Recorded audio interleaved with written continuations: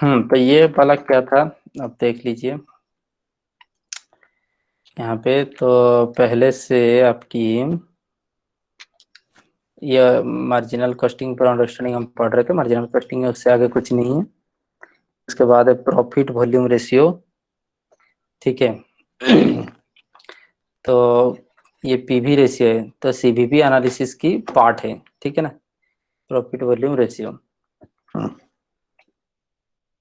CVP analysis और and BEP analysis. तो both the things will be discussed. ठीक है, one by one. First of all CVP analysis के part कुछ होते हैं। बीईपी एनालिसिस ये that means cost volume profit analysis. ठीक है, cost volume and profit analysis ये होते हैं BEP. That means break even point analysis, यही बात है।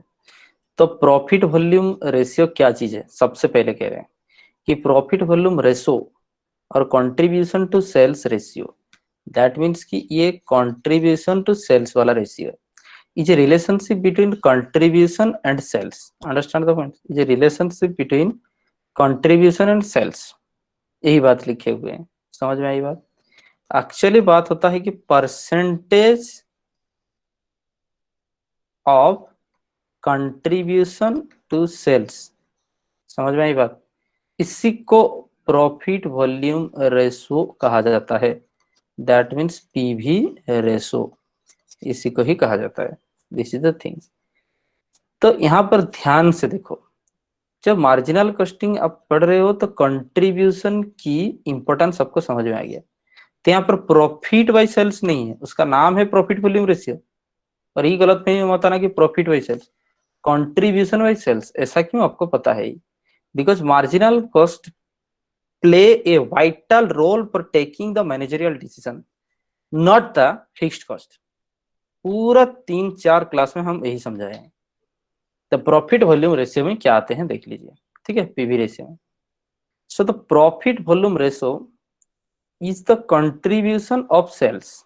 और कंट्रीब्यूशन कैसे आने हैं, सेल्स लेस वेरिएबल कॉस्ट। तो सबसे पहले तो आपकी स्टेटमेंट याद है ही। तो सबसे पहले सेल्स आने हैं। ठीक है, फिर लेस आप क्या लिखते हो, वेरिएबल कॉस्ट। और उसी को ही कहा जाता है मार्जिनल कॉस्ट। ठीक है, तो सेल्स और वेरिएबल कॉस्ट माइनस जैसे ही आप करते हो तो वैसे ही प्रज्ञान।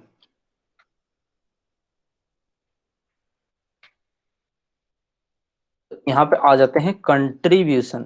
Understand the points, contribution. Now this contribution divided by this sales figure, this contribution divided by this sales figure is called the PV ratio. So contribution by sales। अब ये contribution कैसे आने हैं, sales less variable cost. That means ये देखो, sales less variable cost contribution आने हैं। तो सीधी बात। तो now this can be, again this can be written as like this, 1 minus variable cost by sales. तो जहां पे जो यूज होगा जो प्रॉब्लम में, उस हिसाब से आप यूज ये करते रहोगे। समझ में आई बात। तो sales minus variable cost by sales एक ही बात होता है। ये contribution by sales, contribution sales. तो 1 minus variable cost by sales, इसको एक्सपांड कर दो फिर से, सेल्स इंटू 1, फिर से क्या हो जाना है, sales less variable cost divided by sales. तो 1 minus variable cost by sales का मतलब भी सेम है। और यहाँ पे देखो कंट्रीब्यूशन और कैसे आने हैं, यहाँ पे देखो, sales less variable cost equal to contribution. फिर आगे चलो, लेस फिक्स्ड कॉस्ट। तो कंट्रीब्यूशन लेस फिक्स्ड कॉस्ट जो आता है उसी का नाम होता है प्रॉफिट। समझ में आई बात। तो कंट्रीब्यूशन आपको कैसे मिलेगा, लेस किए हो तो ये दोनों को फिर से ऐड कर दो, ये दोनों को फिर से ऐड कर दोगे तो फिर से कंट्रीब्यूशन मिलना है। दैट मीन्स फिक्स्ड कॉस्ट और प्रॉफिट को मिलाने से कंट्रीब्यूशन मिलता है। तो इसलिए फिक्स्ड कॉस्ट प्लस प्रॉफिट ये भी होने हैं contribution by sales, fixed cost plus profit contribution by sales. और या तो रिलेशनशिप ऑफ चेंजेस आने हैं यहाँ पे। समझ में आई बात, रिलेशनशिप ऑफ चेंजेस।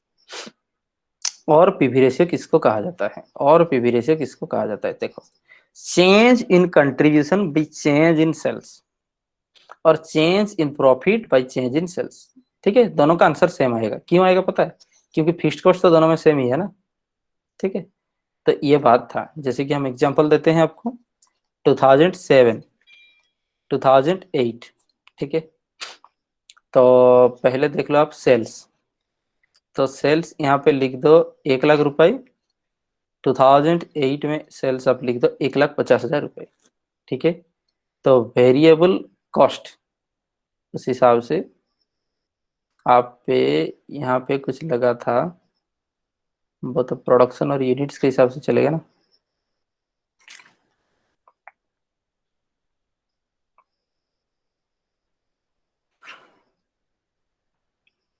यहाँ पे वेरिएबल कॉस्ट लिख दो 80,000, यहाँ पे लिख दो 90, लिख देने से, हाँ कोई बात नहीं, यहाँ पे लिख दो 90,000, ठीक है।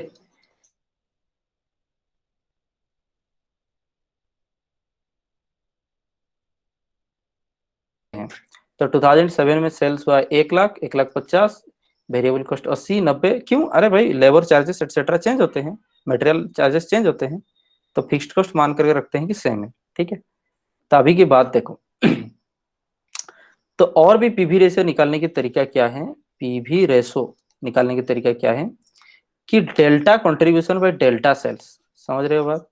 Delta contribution by delta sales, that means change in contribution by change in sales. तो यहाँ पर कंट्रीब्यूशन का चेंजेस कितना है देख लेंगे एक बार। तो 1 लाख माइनस 80 कंट्रीब्यूशन कितना है इस जगह पे, सेल्स लेस वेरिएबल कॉस्ट, ये है 20,000। 1 लाख माइनस 80, 20,000। अरे ये बहुत ज्यादा हम दे दिए, कोई बात नहीं, यहाँ पे लिखो 1,50,000 माइनस 90, 60,000। तो चेंज इन कंट्रीब्यूशन आपकी क्या हुआ, 20 माइनस 60, 40,000। ऑब्वियसली पॉजिटिव फिगर ही लिखना है, दोनों में पॉजिटिव फिगर लिखोगे या फिर नेगेटिव फिगर लिखोगे, बात तो एक ही है ना। तो change in contribution is 40,000। Change in sales कितना है आप यहाँ पर देख लो, 1 लाख सेल्स था, 1,50,000 हुआ, तो चेंज इन सेल्स कितना हुआ, 50,000। समझ में आई बात? तो इंटू 100, नहीं तो आपको परसेंटेज कैसे मिलने वाले हैं, इंटू 100। तो ये 4/5, इसका मतलब 80%, ठीक है। तो यहाँ पर आपकी प्रॉफिट वॉल्यूम रेशियो है 80%। समझ में आई बात? यही बात था।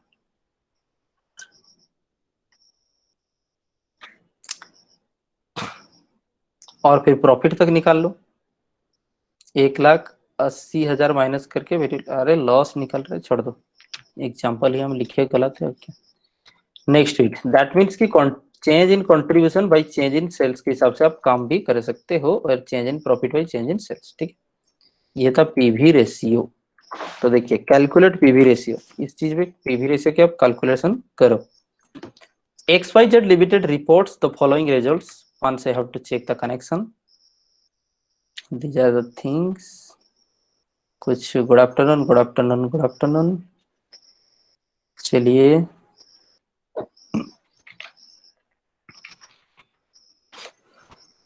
XYZ remote reports the following results. Sales 3 रुपए करके 3 लाख रुपीज हुआ है, ठीक है। तो ऑलरेडी सेल्स फिगर दिए हुए हैं। वेरिएबल कॉस्ट 2 रुपए करके, तो फायदा ही क्या है, दिए तो हुए टोटल। फिक्स्ड कॉस्ट 50,000 है। तो कैलकुलेट पीवी रेशियो, ठीक है। तो यहाँ पर आप देख लीजिए एक बात कैलकुलेट पीवी रेशियो। तो यहाँ पर पीवी रेशियो कहता है profit volume ratio, profit by नहीं होता है, कंट्रीब्यूशन बाय सेल्स होते हैं।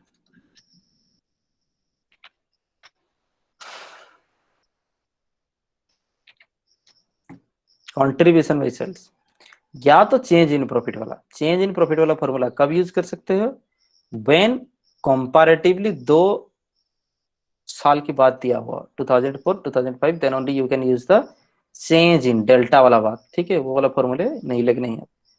तो यहाँ पर पीवी रेशियो दिए हुए हैं कंट्रीब्यूशन बाय सेल्स।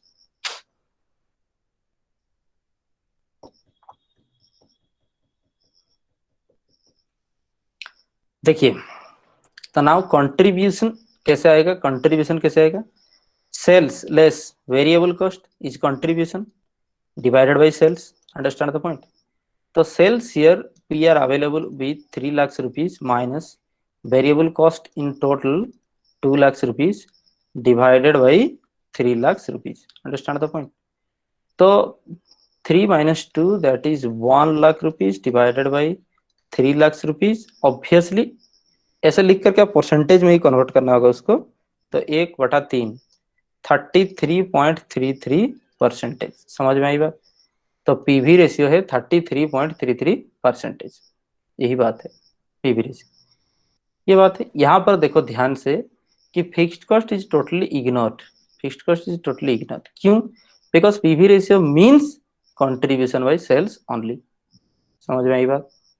या तो फिर से आप पीवी रेशियो कैसे निकाल सकते हो? पीवी रेशियो कैसे निकाल सकते हो? Contribution by sales divided by contribution. आपको कैसे मिलने वाले हैं? कंट्रीब्यूशन आपको कैसे मिलने वाले हैं? Profit plus fixed cost by sales. समझ में आई बात? Profit plus fixed cost by sales. तो यहाँ पर प्रॉफिट कितने हैं एक बार देख लेते हैं। तो नीचे लिखो नोट। नोट प्रॉफिट कैसे आने हैं? Profit equal to sales less variable cost less fixed cost. अभी तक आप ये समझ ही गए हो। तो sales less variable cost less fixed cost that means 3 lakh minus 2 lakh 1 lakh minus 50,000। This is 50,000। ठीक है। तो प्रॉफिट इज 50,000 ना। यहाँ पे लिखो profit is 50,000 plus fixed cost कितना है 50,000। So fixed cost is the 50,000 divided by sales. Sales की क्या बात है? 3 लाख रुपीज। ठीक है। तो sales is the 3 lakh rupees. तो again we got the 1 lakh divided by 3 lakhs, that is equal to 1 lakh divided by 3 lakhs, that is equal to 33.33%। समझ में आई बात? यही बात। आप पूछेंगे 1 लाख बाई 3 लाख 33 पॉइंट कैसे परसेंटेज हो गया? ए बाबू 1 लाख डिवाइडेड बाई 3 लाख का मतलब ही क्या है? इसका मतलब आंसर इसका कैसे आने हैं? 0.3333 ऐसे आने हैं। तो 0.33 का मतलब ही क्या होता है? 33.33 ठीक है। यही बात था। ये कैलकुल पीवी रेशियो की बात है। ठीक है। ये पीवी रेशियो बात हम समझा रहे हैं। Managerial uses of marginal costing ये वाला थियरी हम आपको समझा देंगे। लिखो अभी तक की बात है। पीवी रेशियो अगर नहीं लिखे हो इसमें से लिख दो। पीवी रेशियो क्या था जो बता रहे हैं वही थियरी है। पीवी रेशियो 1 से लिख करके फिर क्या करोगे? इसकी फॉर्मूले लिखोगे। फॉर्मूले में ये अलग अलग तरीके की फॉर्मूले कहीं पे रटना वाला बात नहीं है। कंट्रीब्यूशन बाई सेल्स उसका ओरिजिनल फॉर्मूला होते हैं। कंट्रीब्यूशन या तो सेल्स लेस वेरिएबल कॉस्ट होने हैं या तो आपकी कंट्रीब्यूशन होने हैं फिक्स्ड कॉस्ट प्लस प्रॉफिट। हमेशा नीचे सेल्स रहेंगे। या तो दूसरा उपाय आपके पास है change in contribution by change in sales वाली बात। ठीक है। ये था आपकी पीवी रेशियो। अभी लिखो आपकी प्रॉफिट वॉल्यूम ग्राफ। ये प्रॉफिट वॉल्यूम ग्राफ ही है। ठीक है। प्रॉफिट वॉल्यूम ग्राफ और break even analysis, break even point दोनों का हम यहाँ पे समझा देंगे। ठीक है। तो नेक्स्ट वीक पहले आप क्या लिखोगे? पीवी रेशियो क्या चीज होता है? ठीक है। क्वेश्चन लिखो। क्वेश्चन बताना पड़ेगा आपको।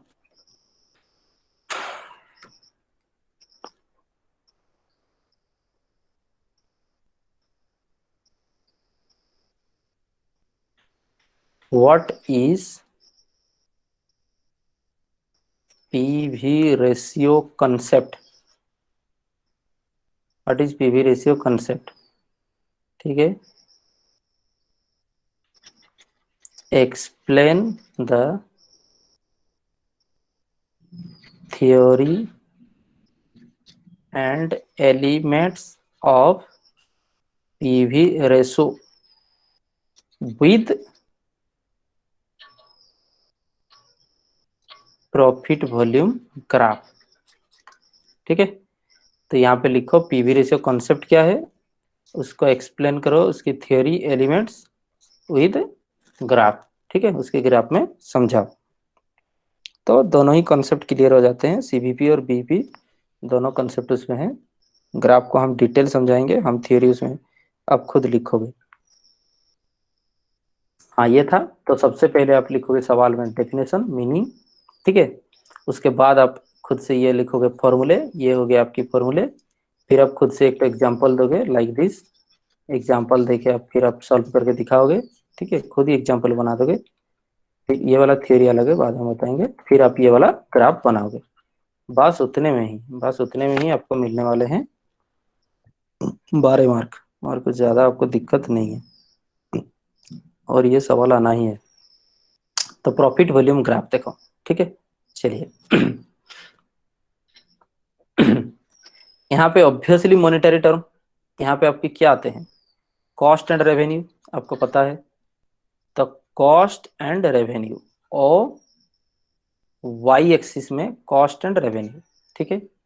और एक्स एक्सिस में यहाँ पे आपके आने हैं यूनिट्स, क्वांटिटी, ठीक है ना। यहाँ पे आने हैं क्वांटिटी, और यहाँ पे मॉनेटरी टर्म में आते हैं काम। चलिए सबसे पहले नंबर 1 इसको समझाओगे, रेवेन्यू को समझाओगे सबसे पहले, क्योंकि रेवेन्यू से स्टार्ट होता है। तो राइट डाउन, सबसे पहले रेवेन्यू को समझाओगे। Sir revenue curve, look at here, revenue curve will upward sloping from the origin। Theory line to line जो डिक्टेट होते हैं स्कूलों में, मैडम पढ़ाते थे ना, सोशल साइंस की मैडम, याद है आप लोग को? सोशल साइंस की मैडम जो पढ़ाते थे, पूरा पूरा पूरा लाइन टू लाइन वाला कॉन्सेप्ट, कहीं कहीं पे आपको दिक्कतें आने वाले नहीं है, समझ रहे हो? वो वाला कॉन्सेप्ट थोड़ा चेंज हो गए हैं, ठीक है। तो हम जो बताएंगे वो थ्योरी है, वो शास्त्र है, वो आपकी मर्जी होता है, आप लिख सकते हो या फिर आप नहीं लिख सकते हो।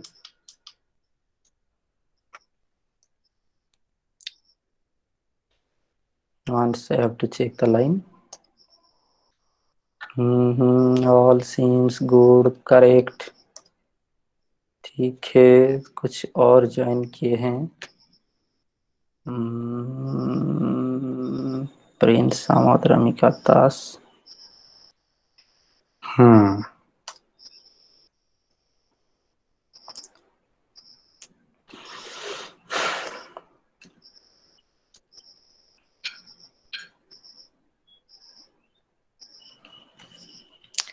कुछ इमोजी एक्सपर्ट भी है, जो कि हमको समझ नहीं है। चलो, यूनिट्स और क्वांटिटी में यहाँ पे लेने हैं रेवेन्यू। चलिए, first is revenue. So revenue क्या बताए, लिखो। Revenue curve started from origin and it's upward sloping towards right, ठीक है। क्यों ऐसा? सबसे पहले देखो, अब जब 0 यूनिट सेल करोगे, ये वाला पॉइंट क्या है, 0 0 वाला पॉइंट। तो जब 0 यूनिट सेल करोगे तो 0 यूनिट रेवेन्यू होगा ना।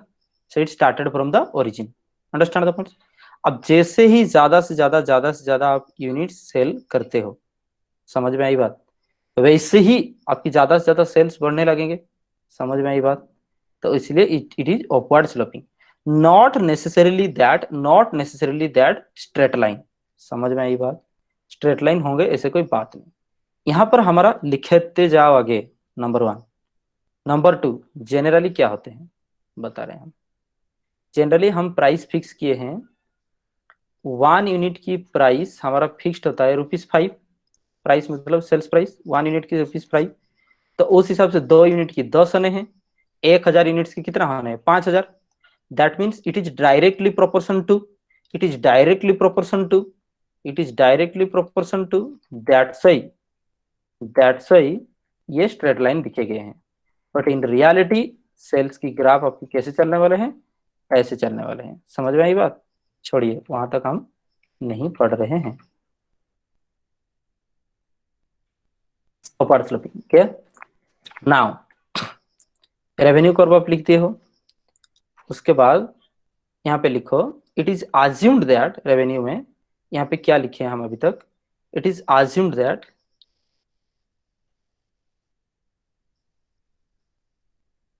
कि price of unit remains fixed irrespective of sales and production, ठीक है। तो प्राइस ये है फिक्स्ड है, irrespective of sales and production fixed है, that's why it is upward sloping, understand the point. आगे चलो, आगे चलो, ठीक है। रेवेन्यू में और भी लिखे जाएंगे, स्पेस छोड़ो।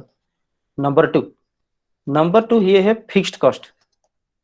Number 2 fixed cost, fixed cost remains fixed, that is parallel to, look at here, that is parallel to OX axis.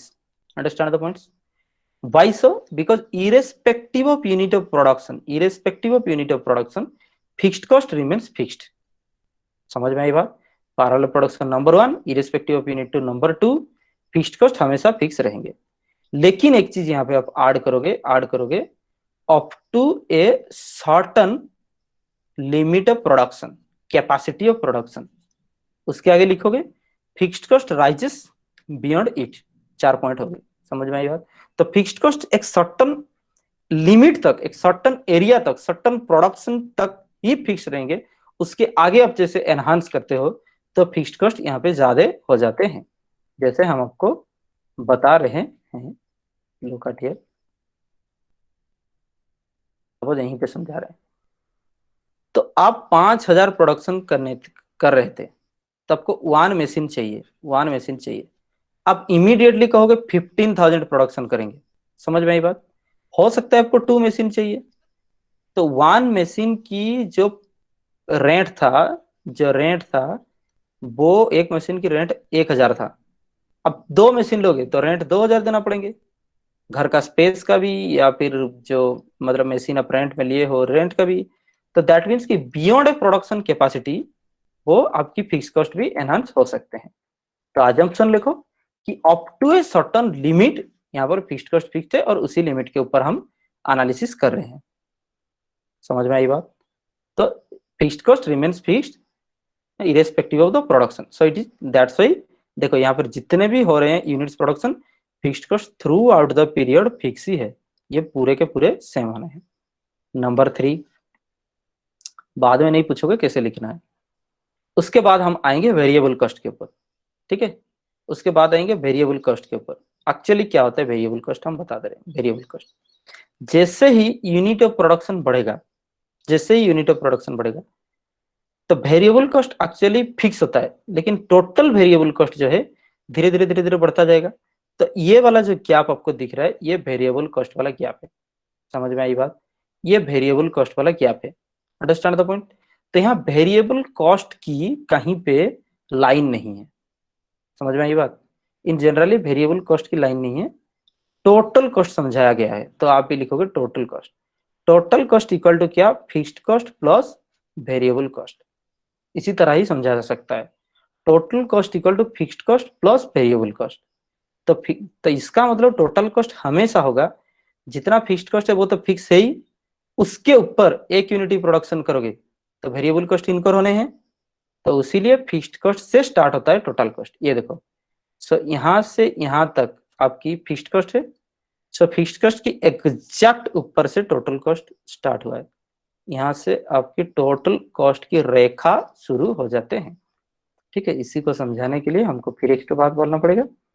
मान लो आपकी रेंट, आपकी ये है rent, premises etcetera, office administrative expenses, सब कुछ मिल करके 10,000 है, ये फिक्स्ड कॉस्ट है, समझ में आएगा। दैट मीन्स कि फिक्स्ड कॉस्ट 10,000 लगेंगे, जब 0 यूनिट प्रोडक्शन करोगे तब भी 10,000 लगेंगे। उसके बाद सपोज आप 1 यूनिट प्रोडक्शन करते हैं, 1 यूनिट प्रोडक्शन करोगे तो 1 यूनिट का वेरिएबल कॉस्ट 5 रुपए है, तो 1 × 5 लगेगा, तो प्लस 5 रुपए हो गए। सपोज आप यहाँ पे 10 यूनिट प्रोडक्शन करोगे तो 10 × 5 दैट मीन्स कि 50 रुपये बढ़ गए, तो 10,000 प्लस 5 रुपए, 10,000 प्लस 50 रुपए। दैट मीन्स कि फिक्स कॉस्ट के ठीक ऊपर से टोटल कॉस्ट स्टार्ट होता है। तो यहाँ तक है फिक्स्ड कॉस्ट। जैसे जैसे ही और ज्यादा प्रोडक्शन करोगे वैसे वैसे ये वाला जो ट्राइंगल वाला गैप है, ये वाला जो ट्राइंगल वाला गैप है, ये वेरिएबल कॉस्ट का गैप है, ठीक है। तो total cost exactly fixed cost के ऊपर से स्टार्ट होते हैं, और वेरिएबल कॉस्ट जैसे ही ज्यादा ज्यादा करते जाओगे टोटल कॉस्ट ज्यादा इनकर होने हैं। तो यहाँ पे टोटल कॉस्ट आप लिखोगे स्टार्टेड फ्रॉम, लिखोगे exactly above to the fixed cost, because total cost equal to variable cost plus fixed cost plus variable cost. Fixed cost is fixed irrespective of the production, and as we gradually include the units of production, variable cost increases accordingly. Variable cost increases accordingly. That's why the total cost line that rises above the fixed cost line, ये total cost की बात है, समझ में आई बात। अभी तो यही है, तो पहले रेवेन्यू, फिर फिक्स्ड कॉस्ट, फिर टोटल कॉस्ट में वेरिएबल कॉस्ट, सब कुछ समझा दोगे, समझ में आई बात। नेक्स्ट वीक अभी देखेंगे हम। तो कहाँ पे प्रॉफिट हो रहा है, कहाँ पे लॉस हो रहा है, क्या एक चीज ध्यान से। तो जब तक यहां तक ये रेवेन्यू लाइन था, ये रेवेन्यू लाइन, ध्यान से देखो, तो जब तक ये रेवेन्यू लाइन था तब तक ध्यान से देखो, फिक्स्ड कॉस्ट उसके ऊपर है, फिक्स्ड कॉस्ट उसके ऊपर है, ध्यान से देखो, फिक्स्ड कॉस्ट उसके ऊपर है, टोटल कॉस्ट तो और भी ऊपर है। समझ में आई बात। तो ये फिक्स्ड कॉस्ट की रेखा है, ये टोटल कॉस्ट की रेखा है। तो जब तक इस पॉइंट तक जब तक रेवेन्यू हमारा है, तब तक फिक्स्ड कॉस्ट भी भरपाई नहीं हो रहा है। समझ में आई बात। तो ये वाला एरिया हो गया लॉस। Understand the point. तो ये वाला जो एरिया है हमारा, ये वाला जो एरिया जिसको हम अभी लाइन कर रहे हैं, ये वाला एरिया हो गया है लॉस। तो उसके बाद नंबर 4 लॉस समझाना है आपको। लॉस समझ में आई बात।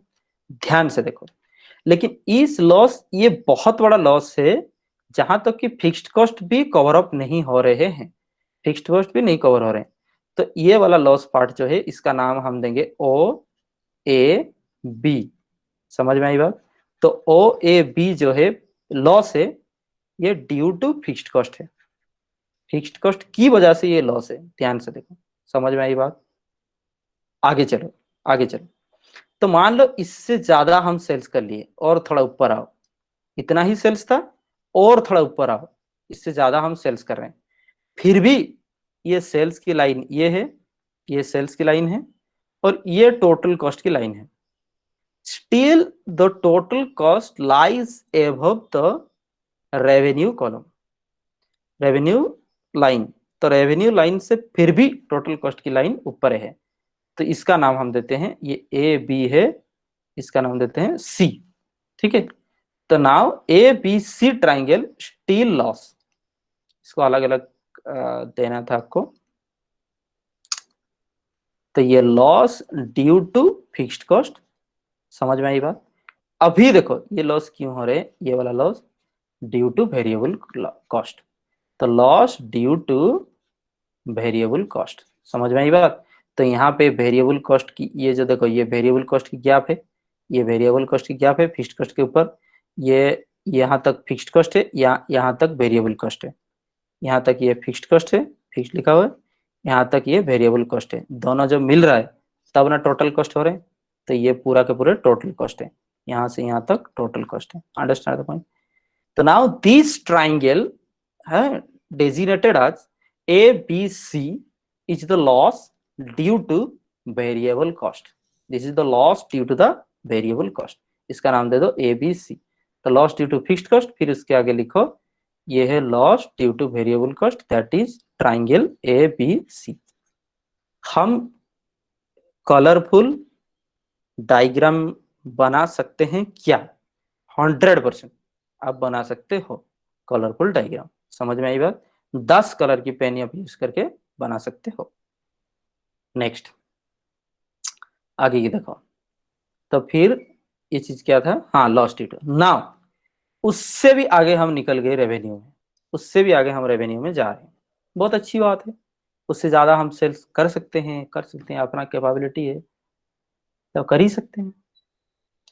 हाँ उससे ज्यादा हम सेल्स कर रहे हैं, तो कहीं एक पॉइंट के बाद आया, अभी टोटल कॉस्ट की जो रेखा है, ये टोटल कॉस्ट की जो रेखा है वो नीचे रह गया।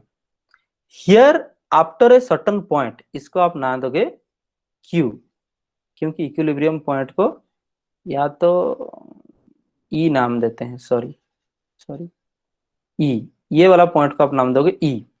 तो ई पॉइंट की बाद total cost line that lies below the revenue line.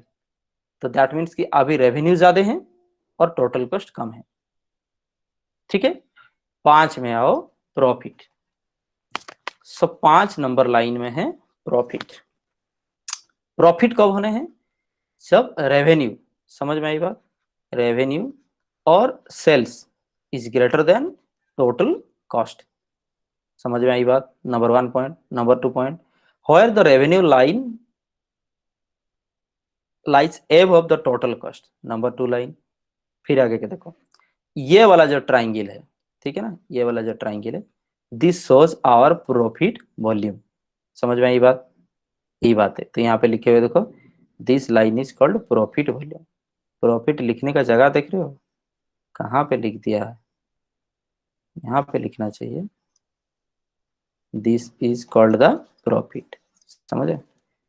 when ppt that makes that we work too much on a single ppt, then it creates problem for collaboration। तो अभी ढंग से और नहीं चलेंगे मार्कर, ठीक है, कोई बात नहीं। Next read. तो ये प्रॉफिट एरिया है, उसका नाम दो ई, ए बी सी गया था, डी ई, डी एफ। तो डी ई एफ ट्राइंगल ये आपकी प्रॉफिट को दिखा रहा है। दिखा दोगे आप ये चीज लिख करके?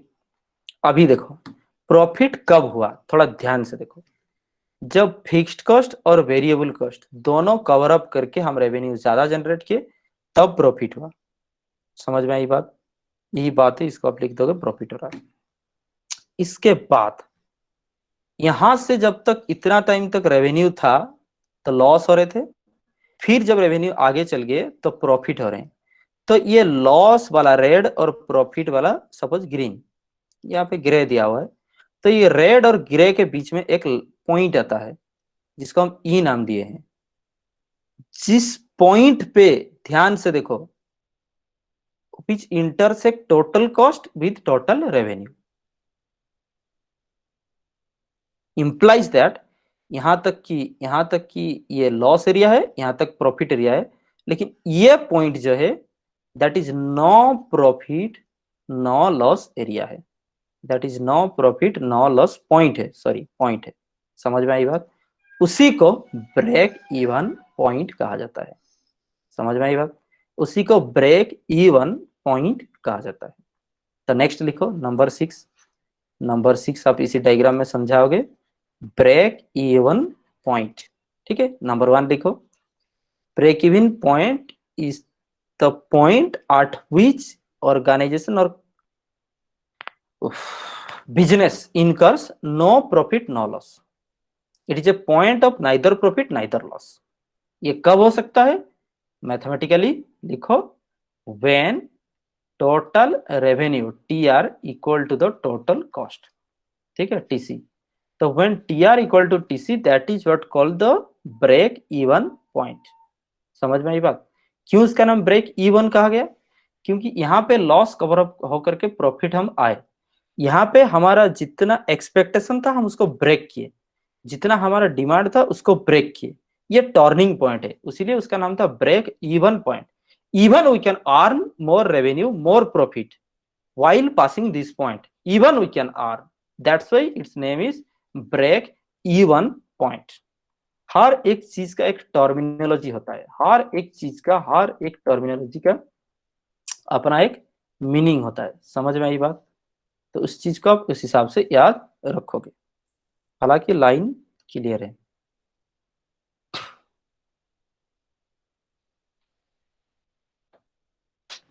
ये बात है, ब्रेक इवन पॉइंट लिख दिया, total cost to revenue, this things. अच्छा, ये बात है, ठीक है। तो फिर आप आगे इसमें दिखाओगे कि ब्रेक इवन पॉइंट आप समझ गए क्या चीज होता है। फिर आगे का देखेंगे कैसे ब्रेक इवन पॉइंट निकलता है, वो अलग बात है। तो ब्रेक इवन क्वांटिटी क्या होने वाले हैं, ये ई, ये है क्यू। तो ये जो ई क्यू दैट मीन्स कि ये ओ से क्यू तक क्वांटिटी, ठीक है, ये हो गया आपकी BEP quantity, break even point quantity. मतलब इतना क्वांटिटी अगर आप प्रोडक्शन कर रहे हो और सेल्स कर रहे हो, दो चीजें यहाँ पे, कॉस्ट और सेल्स, इतना अगर प्रोडक्शन कर रहे हो और सेल्स कर रहे हो तब जाकर के कंपनी सरवाइव करेगा। समझ में आई बात? फिर यहां से यहां लाइन खींच दो, ये होता है break even sales, BEP sales. तो इतना अमाउंट का अगर आप सेल्स कर रहे हो, इतना अमाउंट का अगर आप सेल्स कर रहे हो तो कॉस्ट आपकी भरपाई हो जाएगा। समझ में आई बात? इसको कहते हैं ब्रेक इवन पॉइंट। नाउ ये चीज आप लिख दोगे, ये क्या हुआ, ये ओ पी, ओ पी यहाँ पे लिखोगे आप, O P is the volume. ठीक है, O P is the volume of sales at which company incurs no profit no loss। that means this much of sales we have to incur for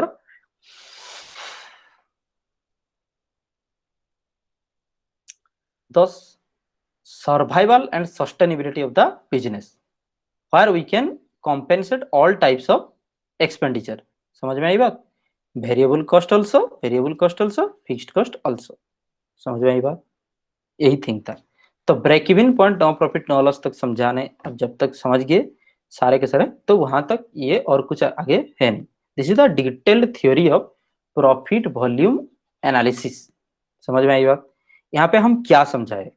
loss due to fixed cost, loss due to variable cost, how fixed cost behave, how marginal cost behave, how total cost goes, how revenue works, how profit occur, which is called the break even point. समझ में आई बात? यही बात है। और एक चीज हम यहाँ आपको समझाते हैं। तो यहां से देखो, ये एंगल जितना बड़ा होगा, ये टोटल कॉस्ट है, ये रेवेन्यू, वो बीपी एनालिसिस में हम पढ़ाएंगे, फिर ही बता रहे हैं। ये वाला जो है, ये वाला जो है टोटल कॉस्ट है, ये वाला रेवेन्यू है।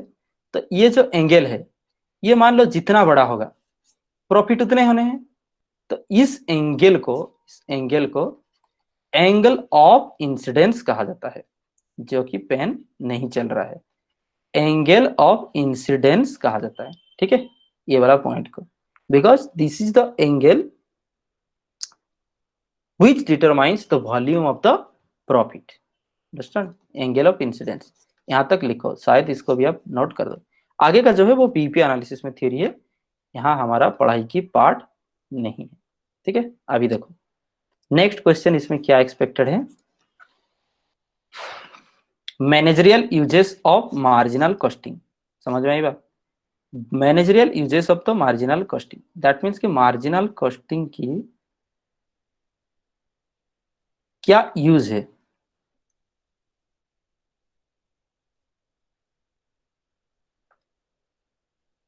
ठीक है, ये क्वेश्चन अगर यूजेस ऑफ मैनेजरियल कॉस्टिंग आएगा तो लिखोगे, समझ में आई बात? यूटिलाइजेशन आ गया तो लिखोगे, significance, importance of managerial costing आएगा तो इसको लिखोगे। समझ में आई बात? Advantages disadvantages of managerial costing बच्चों की तरह और सवाल है नहीं आता है, आता है सवाल है, क्योंकि कुछ मतलब ट्रेडिशनल ख्याल वाले पेपर सेटर जो होते हैं वो देंगे भी। तो उसके लिए बाबू, ये आपकी जो हो रहे हैं कि एडवांटेजेस क्या है, डिसएडवांटेजेस होते क्या है, ये सब खुद आप देख सकते हो, पढ़ ही सकते हो। जो टेक्निकल थिंग है वो हम यहाँ पर बताते रहेंगे। ठीक है, बस आप लोग थोड़ा 1 मिनट रुक जाओ।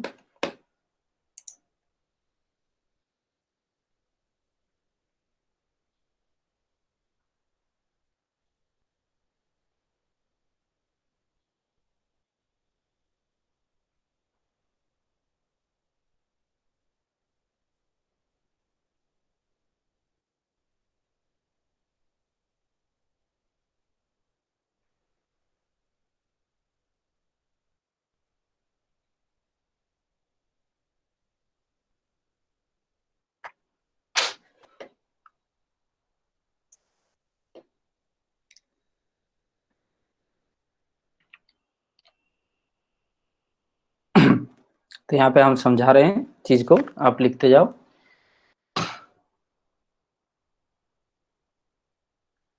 देखते जाओ। ठीक है, ये बात हुआ। एडवांटेजेस करके तो नहीं होता है, लेकिन क्वेश्चन लिमिटेशन, लिमिटेशन एक अलग चीज होता है। लिमिटेशन का पढ़ाई हर जगह में होता है। लिमिटेशन ऑफ मार्जिनल कॉस्टिंग, ये भी एक सवाल है, आप लिख दो, बस उतना ही, और कुछ नहीं। मार्जिनल कॉस्टिंग पहले जो एक दो बताए थे, अभी जो बताए उतना ही टोटल थियरी है। ठीक है, और ऑब्जर्वेशन क्वेश्चन, ऑब्जर्वेशन कॉस्टिंग को लेकर के कोई लॉन्ग क्वेश्चन नहीं आता है। Observation costing versus marginal costing आ सकते हैं, जिसको हम डिटेल में 2 क्लास में पढ़ाए हैं। ठीक है, इस चीज को लिखना है आपको। लिमिटेशन ऑफ मार्जिनल कॉस्टिंग आप लिखो, अगर ऑथराइज थ्योरी चाहिए, या फिर इस पूरा पॉइंट्स के आपको ऑथराइज थ्योरी मतलब चाहिए, तो आप हमें, जो हमको ज्वाइन किए हो पर्सनल ग्रुप में, उनको मिलेगा। आप क्वेरी दोगे या फिर हमको ईमेल लिखोगे, हम भेज देंगे। देखो, managerial uses of marginal costing, यही बात है। वो बात की बातें छोड़ दीजिए करिए। All not these are the generalise concept. समझ में आई बात? देखो, प्राइस फिक्सेशन, प्राइस फिक्सेशन कैसे हो सकते हैं उस दिन हम बताए थे। तो प्राइस फिक्सेशन मार्जिनल कॉस्टिंग में बेटर होने हैं। Better price fixation you can do while targeting the recovery of marginal cost. समझ में आई बात? तो यहाँ पे प्राइस फिक्सेशन कैसे होते हैं? फिक्स्ड कॉस्ट को इग्नोर करते हुए, मार्जिनल कॉस्ट के ऊपर प्राइस फिक्सेशन होते हैं। समझ में आई बात? Why so I am giving you an example. समझ में आई बात? A B alternative. समझ में आई बात? ए बी दो ऑल्टरनेटिव है। यहाँ पे फिक्स्ड कॉस्ट लगेगा कितना? 50,000। यहाँ पे फिक्स्ड कॉस्ट लगेगा 50,000। ठीक है, लेकिन इसका कंपोनेंट वगैरह जो भी है इसके हिसाब से यहाँ पे मार्जिनल कॉस्ट लगेंगे 60,000, यहाँ पे मार्जिनल कॉस्ट लगेंगे 70,000। ये है फिक्स्ड कॉस्ट, ये है वेरिएबल कॉस्ट। आप खुद ही देख लो कौन सा प्रोडक्शन करना पसंद करोगे। ये है 110,000, ये है 120,000। ठीक है, 1,20,000। तो ऑब्वियसली आप ए कंपोनेंट प्रोडक्शन करना पसंद करोगे। तो बात वही था ना, अब फिक्स्ड कॉस्ट को इग्नोर मार दो, सीधा इसको देखो, ये 60 लग रहा है, ये 70 लग रहा है, तुरंत डिसीजन ले जाओ कि प्रोडक्ट ए को हमको प्रोडक्शन करना है। उस हिसाब से आप सेलिंग प्राइस फिक्स करोगे। तो डायरेक्ट वेरिएबल कॉस्ट को देख करके सेलिंग प्राइस आजकल फिक्स हो रहे हैं। समझ में आई बात? Because we are indifferent with all the options by taking the fixed cost, because fixed cost remains fixed. अगर है तो, अजम्पशन है, अगर है तो फिक्स्ड कॉस्ट फिक्स है तो। ठीक है, तो ये बड़ा बात था। तो price fixation theory, here we will write this thing with example. Understand? Accepting special order और एक्सप्लोरिंग एडिशनल मार्केट, ये पॉइंट को हम आपको अच्छे से समझा दिए। एक्सेप्टिंग स्पेशल ऑर्डर, समझ में आई बात? चलिए, इसके लिए शायद वो सवाल अगर हमको मिल जाता है तो वहीं पे समझेंगे। हाँ, ये चीज, एक स्पेशल ऑर्डर हमको मिल रहा था 20,000 यूनिट का। ध्यान से देखो, अगर टोटल कॉस्ट की बात किया जाए तो टोटल कॉस्ट 90 था, लेकिन जो ऑर्डर मिल रहा है हमको 70 रुपया में ही ऑर्डर मिल रहा है। तो डायरेक्ट जो मतलब मैनेजर क्या कहेंगे, या फिर रिफ्यूज कर देंगे, क्यों 90 रुपीज हमको पड़ रहा है, 70 रुपया में आप दे रहे हो तो क्यों लेंगे। लेकिन मार्जिनल कॉस्ट इसको समझा करके देखता है कि वंस हम फिक्स कॉस्ट को भरपाई कर चुके हैं, ठीक है, कवर अप कर चुके हैं, तो फिर यहाँ पर हमको एडिशनली कितना प्रॉफिट हो रहे थे? 2 लाख रुपया प्रॉफिट हो रहे थे, जो कि कुल हमारा प्रॉफिट 23 लाख रुपया हो रहे थे। समझ में आई बात? पहले 21 लाख प्रॉफिट से 2 लाख ज्यादा प्रॉफिट हुए, 23 लाख, तो टोटल प्रॉफिट ज्यादा हो रहे हैं। तो ध्यान से देखो, मार्जिनल कॉस्टिंग का टेक्निक्स एडिशनल ऑर्डर रखने में हेल्प करता है, तो करेक्ट डिसीजन आपको देने में हेल्प करता है। समझ में आई बात? तो यहाँ पर लिखोगे स्पेशल ऑर्डर, ठीक है, और एडिशनल ऑर्डर, स्पेशल ऑर्डर और additional order is accepted by looking the marginal cost factor. Once we have recouped, बता तो रहे हैं theory, once we have recouped the fixed cost, once we have recouped the fixed cost, yes, obviously we can accept the special order at a lower price than the prevailing price। समझ में आई बात? जो prevailing price है उससे कम price में हम इसको एक्सेप्ट कर सकते हैं, और इससे प्रॉफिट भी होता है, बिकॉज वंस फिक्स्ड कॉस्ट आपकी कवर अप हो चुके हैं। और exploring the additional market, additional market मतलब कस्टमर बेस बढ़ाना है, आगे के मार्केट जाना है, तो इसके लिए भी आपको मार्जिनल कॉस्टिंग आपको यहाँ पे हेल्प करते ही है। ठीक है, सेलिंग प्राइस आप फिक्स कर सकते हो, ऑर्डर की आप मतलब यूनिट्स देख सकते हो, तो ऑब्वियसली एडिशनल मार्केट्स का मतलब होता है entering into the new market. अगर ये बेनिफिट्स आपको हो रहे तो ऑब्वियसली आप नया मार्केट में जाने के लिए डिसीजन ले सकते हो। ठीक है, यहाँ पर फिर से लिखा हुआ है profit planning. Understand the point? तो प्रॉफिट प्लानिंग यहाँ पर कैसे हो रहे हैं, ध्यान से देखो। Profit planning bye taking the contribution, लिखो इस चीज को। यहाँ पे प्रॉफिट प्लानिंग होता है contribution. Higher is the contribution, higher is the chances of approval. ठीक है, कंट्रीब्यूशन जो ज्यादा दे जाते हैं हम उसको अप्रूव कर देंगे। क्यों? क्योंकि दोनों में तो फिक्स्ड कॉस्ट सेम लगने हैं, इसलिए कंट्रीब्यूशन जो ज्यादा दे जाएंगे हम उसको एक्सेप्ट कर देंगे। प्रॉफिट प्लानिंग में कंट्रीब्यूशन को लेकर के काम होता है प्रपोजल के लिए।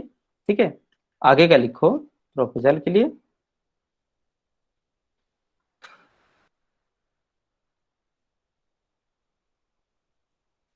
पीवी रेशियो कैसे निकलता है? कंट्रीब्यूशन बाय सेल्स, इसी के ऊपर डिपेंड करता है प्रॉफिट प्लानिंग। यहाँ पे सिर्फ और सिर्फ कंट्रीब्यूशन और सेल्स को लेके काम करते हैं। Higher is the PV ratio higher is the chances of getting approval और सिलेक्टिंग द प्रोजेक्ट। समझ में आई बात? 2 लाइन सिर्फ लिखना है, 2 से 4 लाइन, 2 से 4 लाइन, और दे सकते हो एग्जाम्पल, तो सबसे बढ़िया बात यहीं पे हो। की फैक्टर और लिमिटिंग फैक्टर ध्यान से देखोगे, किसको कहते हैं लिमिटिंग फैक्टर, किसको कहते हैं लिमिटिंग फैक्टर। समझ में आई बात? सपोज कोई एक स्पेशल टाइप्स ऑफ प्रोडक्शन के लिए या फिर कुछ करने के लिए आपकी जैसे कि रिसोर्सेस होते हैं लिमिटिंग फैक्टर। रिसोर्सेस जैसे मैन, मशीन, आपकी कैपिटल, मटेरियल, ये इसके वजह से आप प्रोडक्शन नहीं कर पा रहे हो। समझ में आई बात? ये लिमिटिंग फैक्टर होता है। तो अभी क्या किए जाते हैं, तो इस पर्टिकुलर फैक्टर्स को लेकर के, यहाँ पे उस पर्टिकुलर फैक्टर्स को लेकर के आपकी डिसीजन लिया जाता है।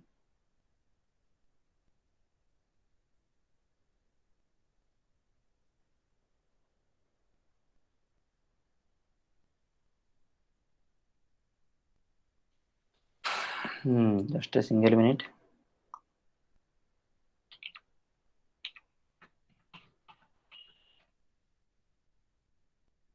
ठीक है, तो मान लीजिए सपोज फॉर मटेरियल, अभी क्या करेंगे, contribution per KG of material decision होगा। Contribution per KG of material, समझ में आई बात? मशीन को अगर लो तो कंट्रीब्यूशन पर मशीन आवर लेकर के डिसीजन होगा। जो ज्यादा एफिशिएंसी देंगे उसी को करेंगे, और जो इनएफिशिएंट निकलेंगे उसको ड्रॉप कर दिए जाएंगे। समझ में आई बात? उसको ड्रॉप कर दिए जाएंगे। तो लिमिटिंग फैक्टर्स, जब particular limiting factors means for which factor we are limiting our production and sales. वो फैक्टर्स को कैसे कंसीडर किया जाता है, वो लिमिटिंग फैक्टर्स को कंट्रीब्यूशन पर दैट फैक्टर निकाला जाता है। जैसे कि कंट्रीब्यूशन पर 1 मशीन आवर, कंट्रीब्यूशन पर, यहाँ पर आपको निकलेगा 1 kg ऑफ मटेरियल, यहाँ पे लिखो कंट्रीब्यूशन पर 1 लेबर आवर, और जो इफिशिएंट निकलेंगे उसको रखेंगे, जो इनइफिशिएंट लिखेंगे उसको नहीं रखेंगे। सेल्स मिक्स डिसीजन, समझ में आई बात? सेल्स मिक्स डिसीजन थोड़ा ध्यान से सुनो। हमारा ए बी सी एक पोर्टफोलियो में चल रहे हैं। समझ में आई बात? ए बी सी पोर्टफोलियो में चल रहे हैं। यहाँ पे देखो, यहाँ से ए और बी ये प्रॉफिटेबल प्रोडक्ट है, C is the non profitable product है। कैसे पता चला? ना ए और बी की कंट्रीब्यूशन ज्यादा है, सी की कंट्रीब्यूशन कम है। ध्यान से सुनो, सी की कंट्रीब्यूशन कम है। क्यों कंट्रीब्यूशन की बात कर रहे हो? अरे फिक्स्ड कॉस्ट तो फिक्स है ना, irrespective of the production, irrespective of the units produced. तो ए बी सी ज्यादा प्रॉफिटेबल चीज है, C is the least profitable चीज है। आपको ज्यादा प्रॉफिट कैसे मिलेगा पता है? More from A and B and less from C आपको एफर्ट देना है। तो सी क्योंकि एक लाइन प्रोडक्ट है, उसको ड्रॉप नहीं कर सकते हो, तो मोर फ्रॉम ए बी आप सेल करोगे, लेस फ्रॉम सी, तो आपकी टोटल प्रॉफिट जो है वो ज्यादा होने हैं। समझ में आई बात? तो इसको सेल्स मिक्स डिसीजन कहा जाते हैं। तो sales mix decision is taken by taking the consideration of contribution. High yielding products are encouraged to be sold and least profitable products are slow down or drop down. Understand the points? Make और buy decision, समझ में आई बात? Make और buy decision, ध्यान से देखो। A component A अगर हम खुद से बनाएंगे तो 5,000 रुपए लगेंगे, ठीक है। अगर उसी को हम बाजार से खरीद रहे हैं बी को, तो वो 4,000 लग रहे हैं। तो ये मेक है, ये बाय है। समझ में आई बात?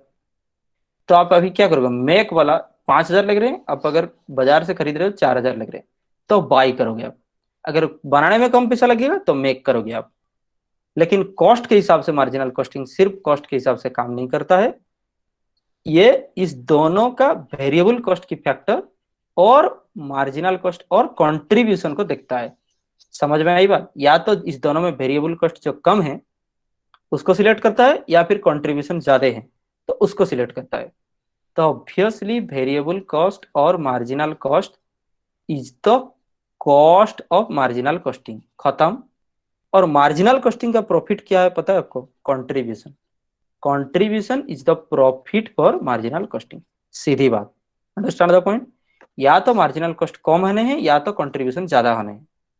जो अल्टरनेटिव है उस हिसाब से हम काम करेंगे। मेक और बाय डिसीजन, एडिंग और ड्रॉपिंग डिसीजन। हम बताए ए और बी ज्यादा प्रॉफिटेबल प्रोडक्ट है तो यहाँ पर डी ए और बी की लाइन में ऐड कर दो। C is the least profitable product है तो सी को ड्रॉप कर दो। एडिंग और dropping decision again with the contribution, जो ज्यादा कंट्रीब्यूशन दे रहे हैं such type of products are to be added in our product portfolio. Product portfolio पता है आपको, ए बी सी डी पूरा लाइन में खड़ा कर दिए, और इसका सेल्स प्रॉफिट, इसका sales profit, sales revenue, cost profit, sales cost profit calculation हम कर रहे हैं। तो ये वाला चार्ट को कहा जाता है पोर्टफोलियो। समझ में आई बात? तो इसमें और कौन से प्रोडक्ट ऐड होने हैं एफ, कौन सा प्रोडक्ट डी ड्रॉप होने हैं। Wait wait just a single minute.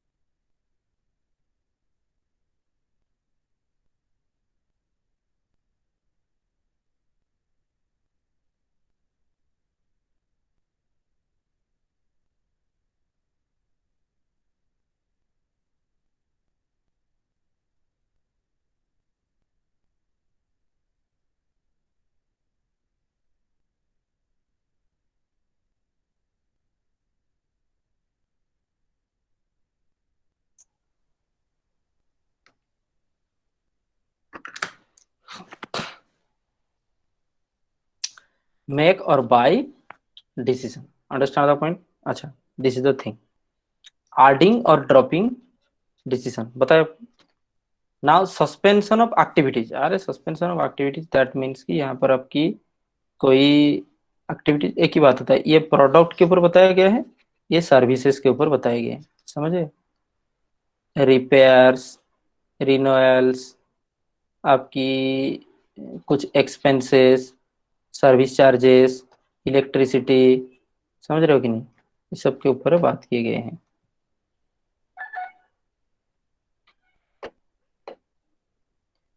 अरे क्या छोटा मोटा मुश्किल हो रहा है, एक मिनट रुको।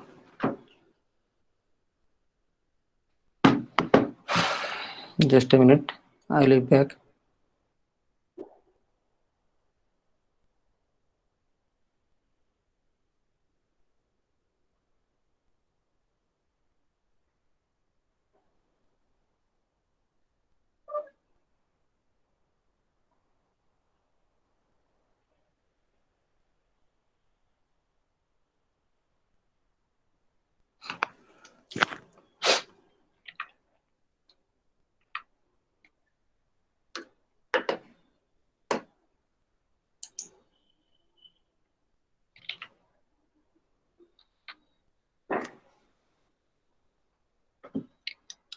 There's a little boy in my colony that make disturb me at all the time.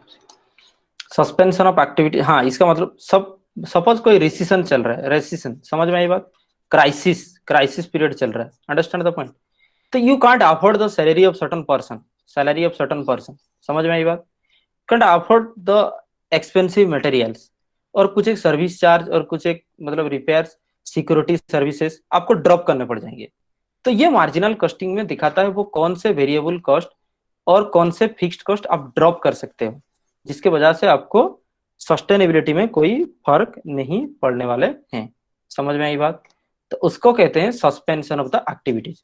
तो marginal costing also helps us in this way, समझ में आई बात, to take the decisions for earning the more profit, understand the point. So these are the things for which marginal costing is adopted. So marginal costing is simply which takes the decision on the basis of marginal cost and contribution, and it helps in so many ways to take the decision by the managers, understand the point? These are the things, that's why we are studying here the accounting for managerial decisions. That means all these types of such accounting we will be studying all types of accounting, management accounting, cost accounting, finance accounting, tax accounting, कुछ भी हम पढ़ रहे हैं, ठीक है, वो सारे के सारे यहाँ पे ऐड होने हैं। तो मैनेजरियल डिसीजन जिसमें भी हम ले सकते हैं। और marginal costing is having the great value और great emphasis by taking the decisions, the managerial decisions in this way. Understand the point? तो इन शॉर्ट आगे का देख लीजिए क्या तक आगे पड़े। तीन element material, labour, expenses, cost को लेकर के हुए हैं, और ये तीनों का वेरिएबल कॉस्ट जो होता है वो मेन फैक्टर है। Broadly put into two categories, fixed and variable cost, ठीक है। तो दो कैटेगरी में स्प्लिट अप किए हुए हैं, variable and fixed cost. Selling, distribution, office, administration, ऐसा क्लासिफिकेशन मार्जिनल कॉस्ट में नहीं है। सिर्फ और सिर्फ वेरिएबल कॉस्ट, फिक्स्ड कॉस्ट, दो कैटेगरी में क्लासिफिकेशन है, ठीक है। किस तरह की? मटेरियल, लेबर, एक्सपेंसेस, सारे एक्सपेंसेस को। The marginal cost is also called the variable cost, इसी को वेरिएबल कॉस्ट भी कहा जाता है। It comprises of direct material, direct labour and variable overheads. समझ में आई बात? तो वेरिएबल कॉस्ट कहाँ तक जाते हैं? डायरेक्ट मटेरियल, डायरेक्ट लेबर और वेरिएबल पर्सन ऑफ ओवरहेड मिल करके मार्जिनल कॉस्ट और वेरिएबल कॉस्ट बनाए गए हैं। और this is the main decision making factor of the marginal cost. समझ में आई बात? सर यूजेस में सेकंड पॉइंट समझ नहीं आया सर।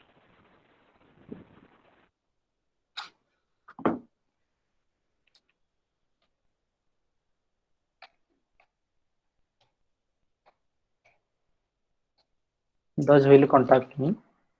तो मेरा जो ग्रुप है उसी में से आप, जो ग्रुप है ना, उसी ग्रुप में आप एक रिक्वेजिशन भेज दोगे तो उसी में हम आपको डिटेल थ्योरी दे देंगे, ठीक है।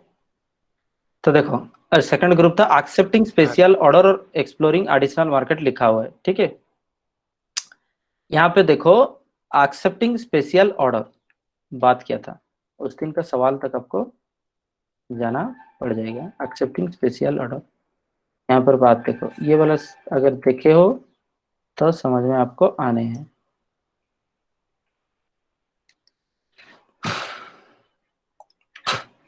देखो बता रहे एक्सेप्टिंग स्पेशल ऑर्डर क्या होता है।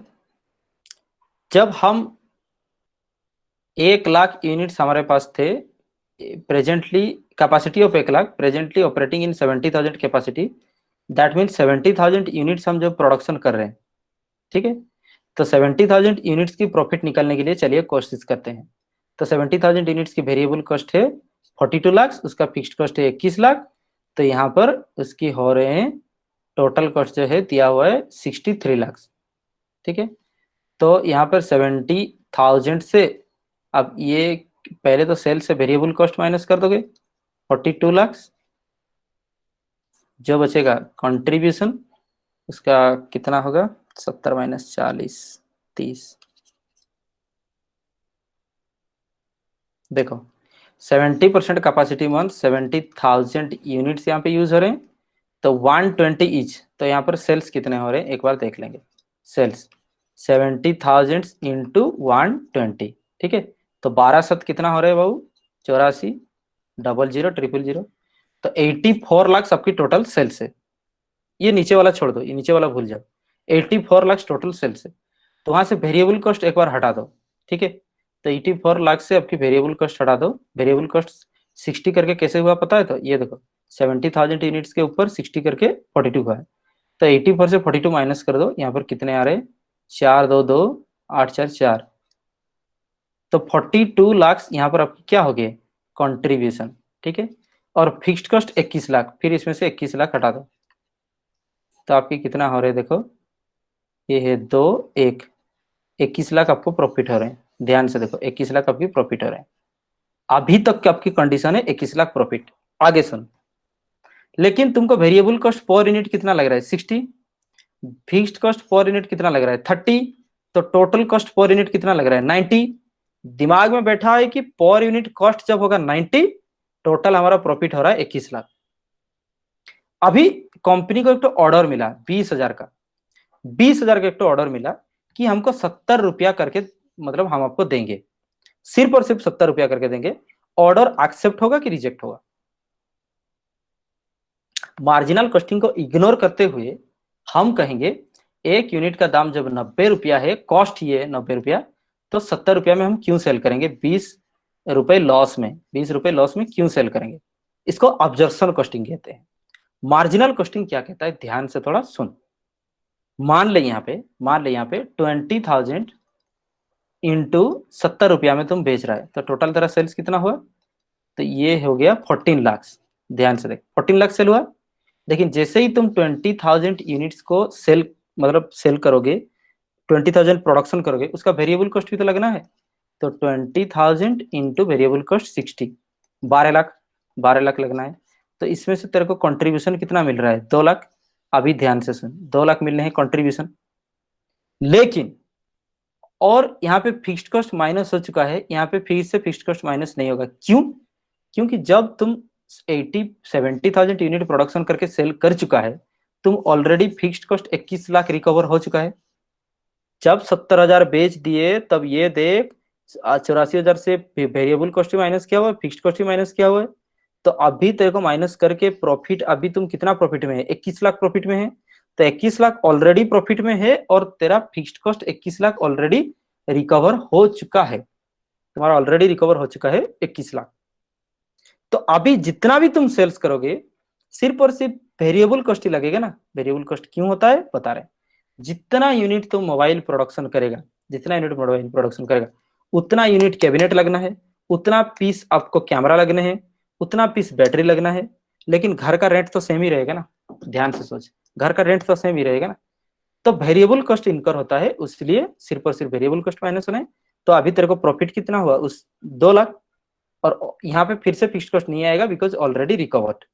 तो पहले से 21 लाख प्रॉफिट था, 2 लाख फिर से प्रॉफिट हुआ, तो कुल प्रॉफिट हमारा 23 लाख हो गया।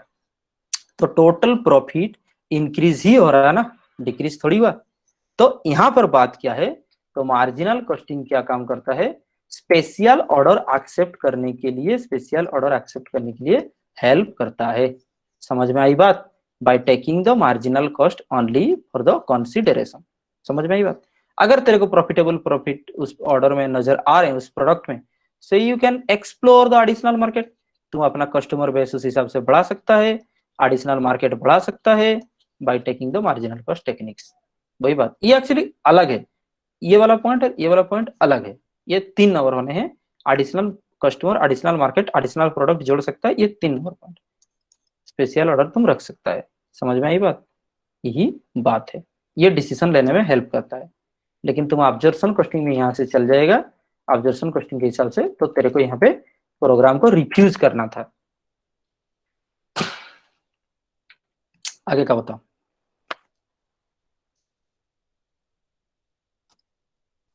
सर सेल्स मिक्स डिसीजन थोड़ा एक बार और एक्सप्लेन कर दीजिए, जो एबीसी वाला example.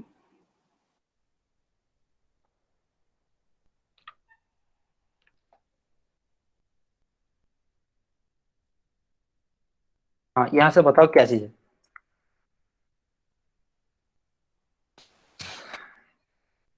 Sir bit 5 sales mix decision, sir use this guide. अच्छा अच्छा, यहाँ पर सेल्स मिक्स डिसीजन, देखो सेल्स मिक्स डिसीजन, आराम से, A B C, A B C are the products.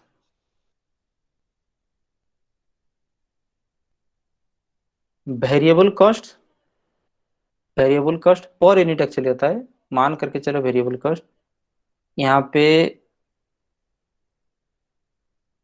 100 रुपये है, यहाँ पे 150 रुपये है, यहाँ पे वेरिएबल कॉस्ट 200 रुपये है। Fixed cost same, 50 50 50। तो ऑब्वियसली उस हिसाब से प्रॉफिट कौन ज्यादा दे जाएंगे। समझ रहे हो कि नहीं बात, ए सबसे ज्यादा प्रॉफिट देना है क्योंकि सबसे कम कॉस्ट है। कितना सेल्स है हमको तो पता नहीं है, मान लीजिए ए प्रॉफिट दे दे रहा है 10 रुपये, बी प्रॉफिट दे दे रहा है यहाँ पर 5 रुपये, तो सी प्रॉफिट दे देगा 3 रुपये। सेल्स मिक्स डिसीजन का मतलब होता है, सेल्स मिक्स डिसीजन का मतलब होता है कि प्रोडक्ट्स, ये होता है products A B C D आपकी जो प्रोडक्ट लाइन में है, in which ratio, in which mix you will use them in order to maximize your profit, in order to maximize your profit in total. समझ में आई बात? Monitoring the sales portfolio, the sales product portfolio, you have to ascertain the mix of sales of the products which maximize your profit will be decided based on the marginal cost only and based on the contribution only. समझ में आई बात? तो marginal costing और contribution आपको sales mix की decision दे जाते हैं, यही बात है। समझ में आई बात? मार्केटिंग मिक्स का कुछ मतलब और ये, सेल्स मिक्स का कुछ मतलब और ये, प्रोडक्ट मिक्स का मतलब भी कुछ और ये, यही बात है। तो least profitable product, most profitable product की आपकी कॉम्बिनेशन के हिसाब से टोटल प्रॉफिट आपकी डिपेंड करते हैं। तो उस हिसाब से आप प्रॉफिट बढ़ा सकते हो, घटा सकते हो। मेक और बाय डिसीजन समझ गए, आर्टिंग प्रोडक्टिंग समझ गए, ठीक है। Welcome all. अभी टाइम ही बहुत ऑड हो गया, ठीक है। नेक्स्ट क्लास में बात करते हैं। खाए नहीं हम, आप लोग खा करके क्लास कर रहे हो। 11 बजे से हमारा ये क्लास का सिलसिला स्टार्ट हुआ है, अभी 2:30 बज रहा है, 4 बज जाएंगे, भूख भी लग रहा है। तुम तो खा करके वही क्लास कर रहे हो, तेरा क्या प्रॉब्लम है?